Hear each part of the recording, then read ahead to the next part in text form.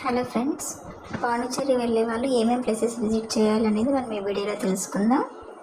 First అయితే మేము చున్నాబర్గ్ boat house నుంచి బోట్లోనే మేము ప్యారడైస్ బీచ్కి వెళ్ళడం జరిగింది. సో ఇది వెళ్ళే దారిలో వ్యూ. సో మనం ఇక్కడ రీచ్ అయిపోయామన్నమాట. ఇది ప్యారడైస్ బీచ్. ప్యారడైస్ బీచ్లో అయితే వ్యూస్ చాలా బాగున్నాయండి. చూడండి, అసలు ఇసుక అంత ఎడార్లు అయితే ఎలా ఉంటుందో అలా ఉంది.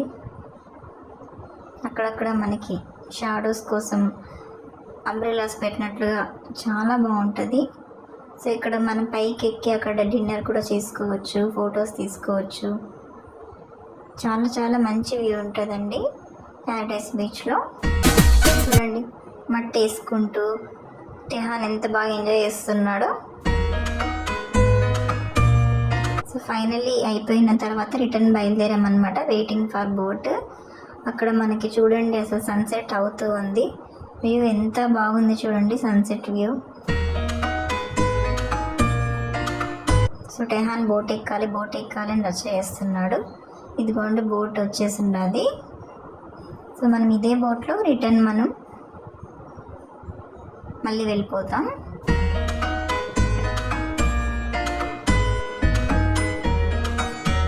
ఇక్కడ 5:30కి లాస్ట్ బోట్ ఉంటుందండి. 5:30 తర్వాత మళ్ళీ మనకి బోట్స్ అనేవి ఉండవు. కాబట్టి బోట్లో వెళ్ళిన వాళ్ళైతే 5:30 ఖచ్చితంగా రిటర్న్ అయిపోవాలి. అక్కడ బ్రిడ్జ్ కనిపిస్తుంది కదా, అక్కడ మనము రోడ్ వేలో వెళ్ళాలనుకున్న వాళ్ళు ఆ బ్రిడ్జ్ మీద నుంచి వెళ్ళినట్లయితే ఆ పక్కన ఉన్నటువంటి బీచ్కి వెళ్ళొచ్చు. అక్కడ మనకి అన్ని యాక్టివిటీస్లో మనం పార్టిసిపేట్ చేసుకోవచ్చు అనమాట. సో అది వే అనమాట. మేమైతే బోట్లో వెళ్ళాం కాబట్టి మళ్ళీ రిటర్న్ మేము బోట్లోనే వస్తున్నాం. తర్వాత ఇది రాక్ బీచ్ అండి. రాక్ బీచ్ కూడా చాలా బాగా ఉంటుంది, అసలు చాలా పీస్ఫుల్ ఉంటుంది. కాకపోతే మనకు ప్యారడైస్ బీచ్ లాగా ఆడుకోవడానికి అంత స్పేషియస్గా లేకపోయినా కానీ ఇక్కడ మనకు వ్యూ చాలా బాగుంటుంది అనమాట. ఇదంతా వైట్ టౌన్లో వస్తుందండి. ఈ రాక్ బీచ్ దగ్గర మొత్తం అందరూ ఇలా వాకర్స్ ఇలా వాకింగ్ చేసుకుంటూ ఉంటారు ఈవినింగ్ అంతా కూడా. సో చాలా పీస్ఫుల్గా ఉంటుంది. సో ఇక్కడంతా కూడా ఈవినింగ్ అయ్యేసరికి అందరూ వాకింగ్కి వస్తూ ఉంటారు అనమాట.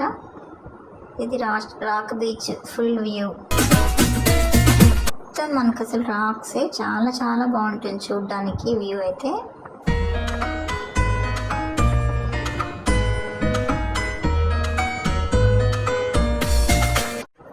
సో రాక్స్ దగ్గర నుంచి ఫైనల్గా బీచ్ దగ్గరికి అయితే వచ్చేసాము. బీచ్ నుండి మొత్తం మనం అక్కడ వ్యూ చూస్తే ఇది సెక్రటేరియట్ అండి. మొత్తం అక్కడ వ్యూ చూడండి అసలు ఎంత బాగుంటుందో.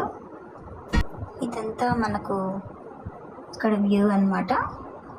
Finally kids are enjoying. అలా అక్కడే నైట్ అయిపోయింది. సో నైట్ వ్యూ చూడండి.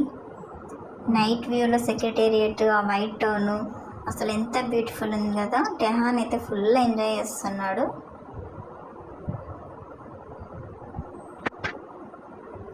ఆ ట్రీస్ దగ్గర మనకు ఫ్రెంచ్ వాల్ మెమోరియల్ ఉంటుందండి.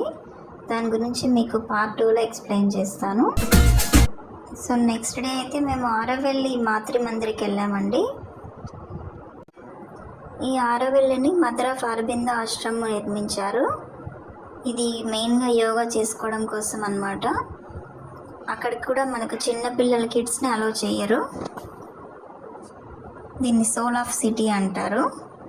సో ఇది మనకు ఎంటర్ అయిన వెంటనే దాని లోపల ఎలా ఉంటుంది ఏంటి అనేది మనకు జస్ట్ పిక్చర్స్ ఇలా చూపిస్తారు.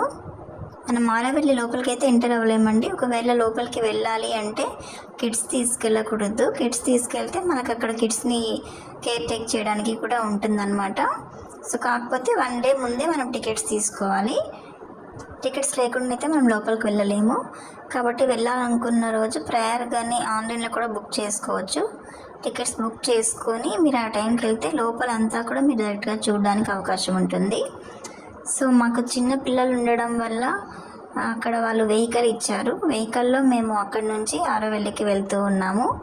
అది మనకి కొంచెం 1.5 కిలోమీటర్ కొండ ఎక్కాల్సి ఉంటుందన్నమాట. కాబట్టి మనం నడుచుకుంటూ వెళ్తారు మామూలుగా అయితే అందరూ. చిన్నపిల్లలు ఉన్న వాళ్ళు, కొంచెం డిసేబుల్డ్ ఉన్న వాళ్ళు, ఏజ్డ్ ఉన్న వాళ్ళకి మాత్రం వెహికల్ ఇస్తారు ఎక్కడానికి. దిగేటప్పుడైతే అందరూ కూడా మనకు వెహికల్లో వెళ్ళొచ్చు. So on the way to Aravelli view point అనమాట. సో వెళ్తూ ఉన్నాం. చూడండి టెహాన్ మోరియా ఏమన్నా టెహాన్ మాట వింటున్నాడా? మోరియాకి అస్సలు లేదు, రౌడీ ఫెలో.